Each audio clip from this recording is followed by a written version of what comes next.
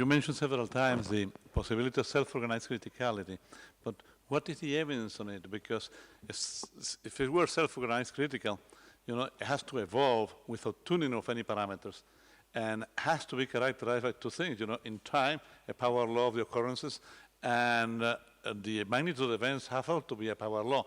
And do you have specific evidence that that is the case? Yeah, there's numerous studies at different levels. They are done in vitro on slices, so on pieces of the brain. They are done in anesthetized brains. They are done in awake monkey cortex, and they are done during waking and sleeping. And the result is always the same.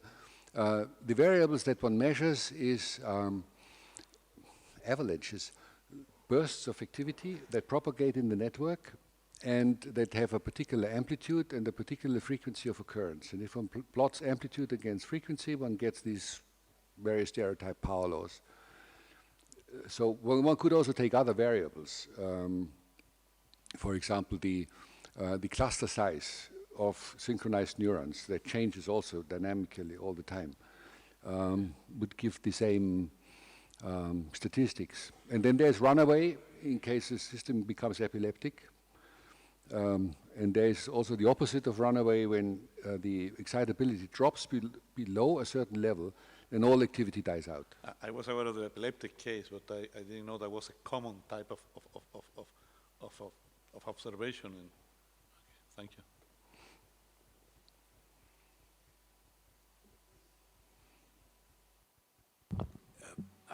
I was struck when you were talking by, previously we talked about the reaction diffusion and how you need a long-range inhibitor and a short-range activator.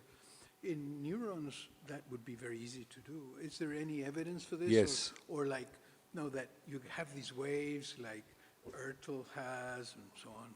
Yeah. There have been about 2 decades where we studied the development of maps of patterns in the cerebral cortex, and the most plausible models, and I think this is more than models, they are actually based on these diffusion reaction processes. We talk about Mexican heads, so the center that is cooperative and self-reinforcing, and then the inhibitory gradient, which is broader, and if you add both together, you get a Mexican head function. And this is actually what we have. The lateral coupling in the cortex produces these Mexican head functions. And through self-organization, you get most of the patterns that we need to explain, like the columnar systems, the maps that we have. Cohonen was one of the pioneers in this field. Therefore, we call them Cohonen maps.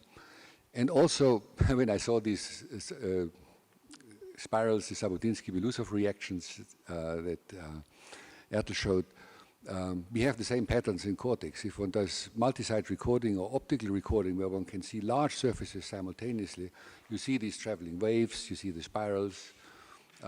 It's a common building principle.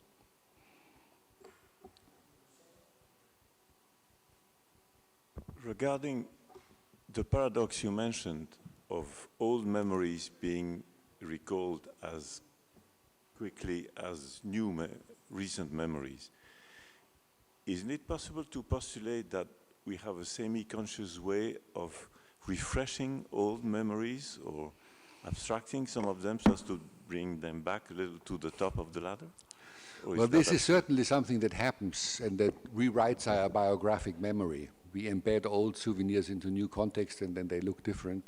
So this preserves our identity even though we change. But the conundrum is how it is possible to have this huge space of representations accessible so rapidly. It can't be serial search. Attractor dynamics would be, this where it has been implemented is much too slow. So we have no idea how that can be done. Also the same is the reverse. If I ask you a question, have you ever heard of this? You immediately answer no. Did you explore all your space before you gave this answer, and how did you do this?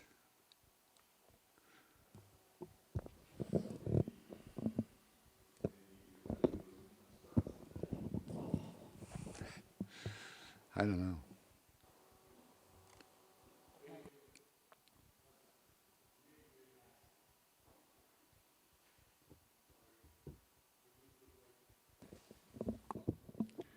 But my question is, when we begin to have these, you say, objects or ideas or this kind of relations, when we have this in some sense in the genetic code, or begin with the relation that we have in the moment of birth, or I don't know. Well, I don't think we have it in the genetic code. The genes, they structure the basic architecture of the brain.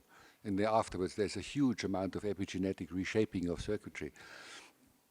So, of course, much of the knowledge about certain rules according to which the world in which we have evolved is organized resides in the genes and is expressed in the brain, like learning rules and all these molecular machineries that we need in order to establish causal relations and all those things.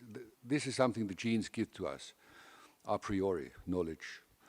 And then comes the individual experience after birth and throughout life that shapes architectures, which in turn produce activity patterns, which in turn are the hypothesis, which in turn, when combined with input from outside, produce perceptions somehow.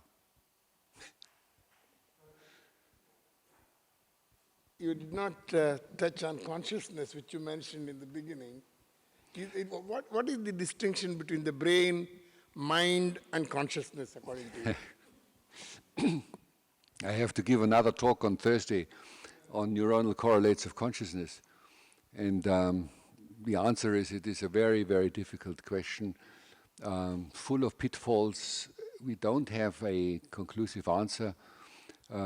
We seem to know it is not that you have to activate a particular area in the brain in order to become conscious. It's rather a state, a dynamic state that has certain signatures which qualify the brain to have conscious experience. Because it also processes, of course, very, very well without giving rise to conscious experience. Most of the things that get us through life are non-conscious, of course.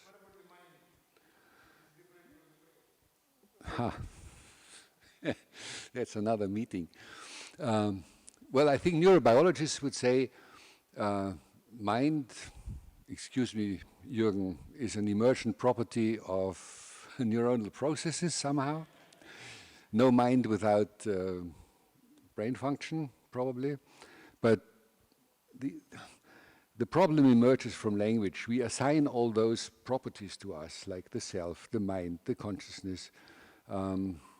So I think one has to enlarge the scope and talk about cultural entities, like belief systems, assignment systems, and then see how they relate to what we experience subjectively. But that's something no, it's too difficult for me now. In evolution, one does find many gene duplications. In vertebrates, we have 2 duplications of the entire genome. And one of the easiest ways to adapt in evolution is to lose genes. For example, cave animals lose the eyes very rapidly, and all animals. So how much of this learning could be due to loss of synapses? Well, it's a very good point.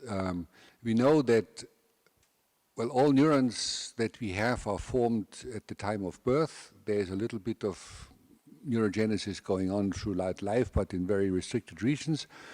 And then we go through several developmental cycles until we are adult, which is now at about 25 years. It always gets pushed back. And during this period, we lose connections, we lose synapses, and estimates are that of the connections formed, about 40 to 50% are destroyed again until the final architecture emerges and crystallizes at the age of 25. So wisdom is reduction.